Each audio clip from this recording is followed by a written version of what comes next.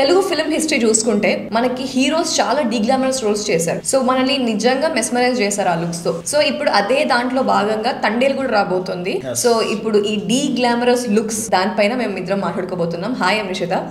పరశురామ్ గారు deglamour roles అంటే ఒకప్పుడు గ్లామర్ రోల్స్ చేసేవాళ్ళు మాక్సిమం. ఇప్పుడు డీగ్లామర్ కి వచ్చారు అంటే రియలిస్టిక్ గా కొట్టడానికి, ఈ రియల్ ఎస్టేట్ గా కొట్టడానికి ఈ కైండ్ ఆఫ్ క్యారెక్టర్స్ చేస్తున్నారు. సో మీ ఒపీనియన్ అంటే దీని మీద? అంటే ఇప్పుడు ఏమైపోయిందంటే రచయితలు గానీ దర్శకులు గానీ వాళ్ళు చూసే కోణం మారిపోయింది. సో సదర్ ఆడియన్స్ కంటే ఒక సామాన్య ప్రేక్షకుడికి హీరో వేషధారణ అనేది కనెక్ట్ అయ్యేలా వాళ్ళు డిజైన్ చేసుకుంటున్నారు. దట్టు ఇంకోటి ఏంటంటే వీరు ఎంచుకునే కథలు ఈ సామాన్య జనాల నుంచి వెళ్ళి ఒక హీరోని క్రియేట్ చేసి అక్కడి నుంచి తీసుకొస్తున్నారు ఆ కథని. కాబట్టి ఖచ్చితంగా అంటే ఇప్పుడు ఒక సామాన్య జనాల నుంచి ఒక హీరో వచ్చినప్పుడు అతను గ్లామరస్ గా చూపించలేదు. ఎందుకంటే సగటు మనిషి ఎలా ఉంటాడో హీరోను కూడా అలానే ప్రజెంట్ చేయాలి. దాన్ని మనము టెక్నికల్ వర్డ్ గా డే గ్లామరస్ అని అనుకుంటున్నాం. ఈ రకంగా చూసుకుంటే ఇప్పుడు తండేల్ సినిమా మన నాగ చైతన్య గారు నటిస్తున్నారు. తండేల్ సినిమా బ్యాక్ డ్రాప్ ఏంటంటే ఒక శ్రీకాకుళం పట్టణంలోని జాలర్ అంటే మత్స్యకారుడు, ఫిషర్ మ్యాన్ గెటప్స్ అందంగా చూపించలేదు. ఎందుకంటే వాళ్ళ వృత్తిలో భాగంగా వాళ్ళు ఎప్పుడైతే ఫిషింగ్ కి హంటింగ్ కి వెళ్తారో అప్పుడు వాళ్ళు ఎలా ఉంటారో అలా చూపెట్టాలి. వాళ్ళు దాని తర్వాత వాళ్ళు చాలా గ్లామరస్గా ఉంటారు, వాళ్ళు షాపింగ్స్కి వెళ్తారు, వాళ్ళ లైఫ్ స్టైల్ వాళ్ళది. కాకపోతే ఏంటంటే ఒక ఫిషర్ మ్యాన్ లైఫ్ స్టైల్ చూపెట్టినప్పుడు ఆయన వేషధారణ ఎలా ఉంటుందో దాన్ని స్క్రీన్ పైన ప్రజెంట్ చేస్తే ఎక్కువ మందికి అది కనెక్ట్ అవుతుంది. ఆ ఉద్దేశం మీదనే ఇప్పుడు తండేల్ సినిమాలో ఆ గెటప్ తీసుకొచ్చారు. ఇక మనకు అంటే ఇంత ముందుకు చాలా మంది హీరోలు ఈ పాత్రను పోషించారు. అందులో మనము మెయిన్ గా హిట్ అయిన సినిమాల గురించి మాట్లాడుకుందాం. ఇప్పుడు దీనికన్నా ముందు మనం వెంకటేష్ గారు చూసుకుంటే వెంకటేష్ గారు ఎంత గ్లామరస్ ఉంటారో, ఎంత హ్యాండ్సమ్ ఉంటారో అది మనకు తెలిసిందే. కానీ ఆయన డీగ్లామరస్ రోల్ ఒకటి యాక్ట్ చేశారు, అదే నారప్ప. ఎస్, మనకి అసురను తమిళ్లో అదే రీమేక్ ఇది.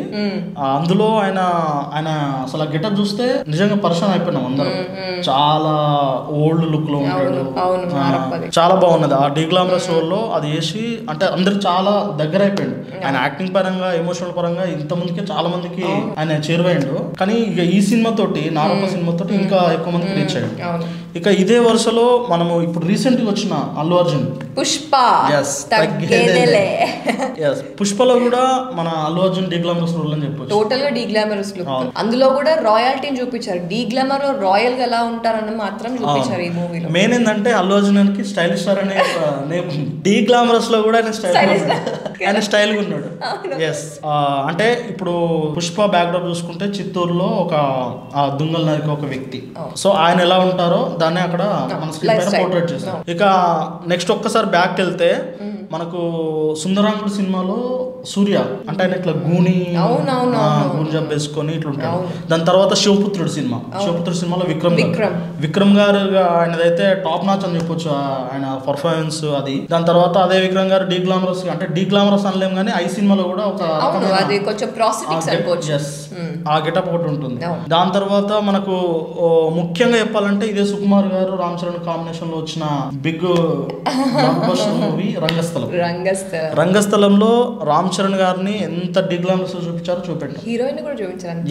అవును, సమంత గారిని కూడా సేమ్ అదే. మనం అంత డీగ్లామర్ రోల్ లో ఇప్పటివరకు సమంత చూడలేదు, కానీ వాళ్ళు అందంగా చూపించారు. అది అందుకే ఎక్కువ అంటే సామాన్య ప్రేక్షకుడికి ఎందుకు బాగా కనెక్ట్ అవుతున్నాయి సినిమాలు అంటే వాళ్ళలో ఉండే ఒక వ్యక్తి తెరపైన చూసుకున్న ఫీలింగ్ వాళ్ళు పొందుతారు కాబట్టి దాన్ని అంతా ఓన్ చేసుకుంటారు సినిమాని. కరెక్ట్. ఇప్పుడు నార్మలైజ్ చేశారు. ఒకప్పుడు ఎట్లుండేదంటే ఇప్పుడు మా మమ్మీ వాళ్ళ టైంలో అన్ని గ్లామరస్ రోల్స్ వచ్చాయి. సో వాళ్ళు చూసి షాక్ అయ్యే వాళ్ళు, అరే ఇలా మనం లేం కదా, ఇలా ఎట్లుంటారు వాళ్ళు అన్న దాంట్లో షాకింగ్ గా ఉంటుంది వాళ్ళకి.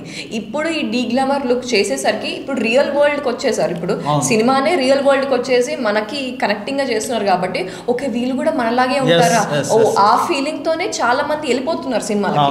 ఇక నెక్స్ట్ రీసెంట్ గా రిలీజ్ అయిన అల్లరి నరేష్ సినిమా బచ్చలమల్లి సినిమాలో కూడా నరేష్ గారు కొంచెం డీగ్లామరస్ రోల్ యాక్ట్ చేశారు.